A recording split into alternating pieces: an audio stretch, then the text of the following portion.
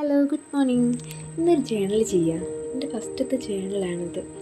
ജേണലൊക്കെ ചെയ്യാൻ ഇഷ്ടമാണെങ്കിലും ബുക്കില്ല, പിന്നെ ജേണലിലെ സപ്ലൈസ് ഇല്ല എന്നൊക്കെ പറഞ്ഞിട്ട് ഞാൻ അങ്ങനെ ഇരുന്ന് കഴിഞ്ഞ ബർത്ത്ഡേക്കാണ് എനിക്ക് ഫ്രണ്ട്സ് ഒരു ജേണൽ ഗിഫ്റ്റ് തന്നത്. എൻ്റെ ഒരു സ്വഭാവം വെച്ചാൽ ഇങ്ങനെ പുതിയ സാധനങ്ങളൊക്കെ ഉണ്ടെങ്കിൽ ഇങ്ങനെ കൊണ്ടുവെക്കും ഉപയോഗിക്കാതെ.